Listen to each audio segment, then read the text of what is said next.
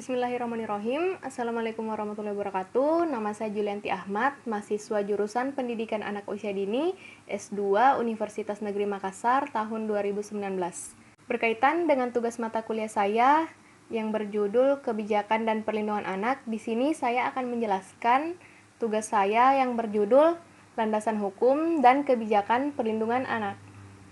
Di sini saya akan menjelaskan yang pertama, apa landasan hukum, dan yang kedua, bagaimana kebijakan perlindungan anak.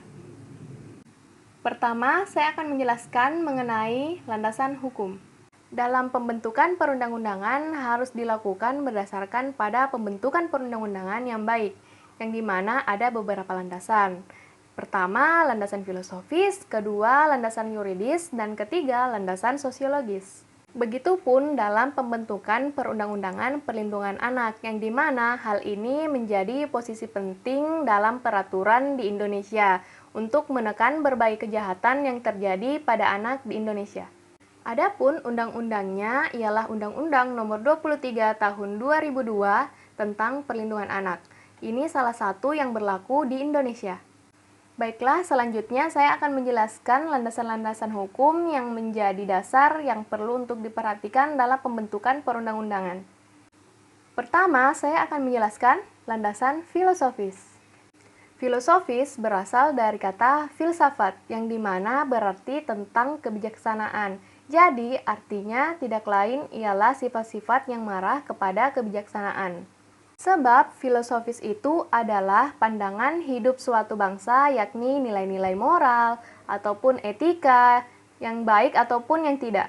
Maka dapat dikatakan bahwa pembentukan perundang-undangan berkaitan dengan masyarakat yang mempunyai pertama, apa yang masyarakat harapkan dari hukum itu, dan misalnya untuk menjamin keadilan, ketertiban, dan kesejahteraan.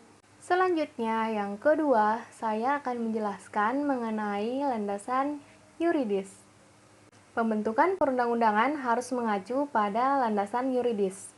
Mengapa? Sebab landasan yuridis ialah ketentuan hukum yang menjadi dasar hukum bagi pembentukan suatu peraturan. Landasan yuridis terbagi menjadi dua. Yang pertama, landasan yuridis dari segi formal, dan yang kedua, landasan yuridis dari segi material. Landasan yuridis dari segi formal yaitu landasan yuridis yang memberi kewenangan bagi instansi tertentu untuk membuat peraturan tertentu. Sedangkan landasan yuridis dari segi material yaitu untuk mengatur hal-hal tertentu.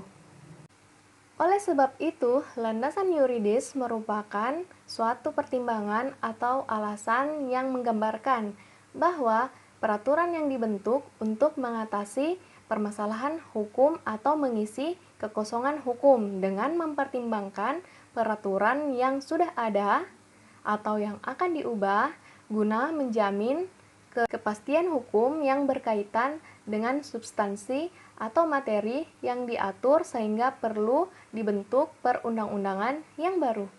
Selanjutnya, saya akan menjelaskan mengenai landasan sosiologis. Sosiologis dapat diartikan sebagai pencerminan yang hidup di dalam masyarakat, dengan harapan perundang-undangan tersebut akan diterima oleh masyarakat secara wajar, yang dimana perundang-undangan yang diterima secara wajar akan mempunyai daya berlaku yang efektif, dan tidak begitu banyak membutuhkan pengarahan institusional untuk melaksanakannya.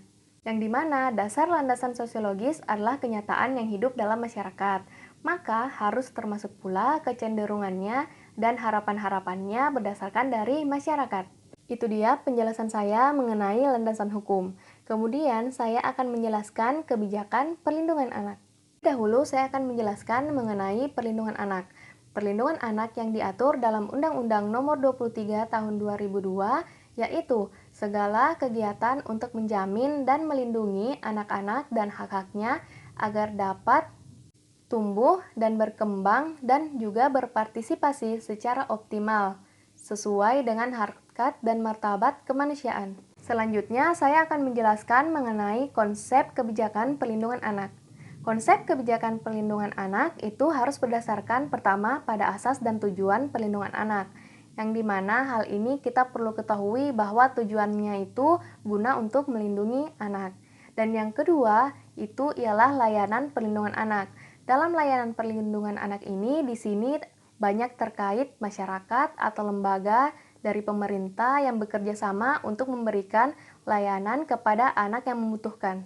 Maka, dalam pembentukan perundang-undangan mengenai perlindungan anak, perlu memperhatikan pada landasan hukum sebelumnya, yaitu landasan filosofis, yuridis, dan sosiologis. Kebijakan perlindungan anak ada yang berasal dari pusat dan ada juga yang berasal dari provinsi, kabupaten, kota.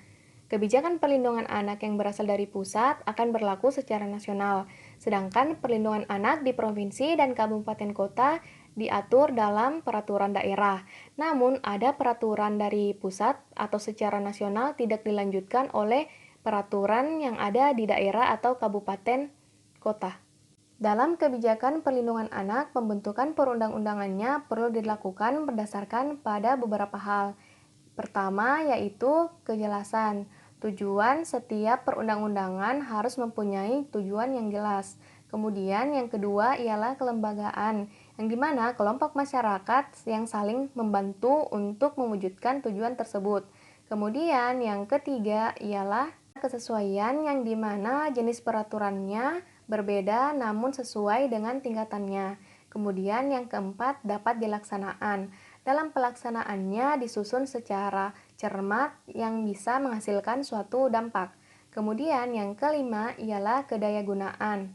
Perundang-undangan yang dibuat betul-betul dibutuhkan dan tersampaikan pada masyarakat. Selanjutnya yang keenam ialah kejelasan rumusan. Maksudnya ialah setiap perundang-undangan memenuhi persyaratan, semuanya harus jelas dan mudah dimengerti.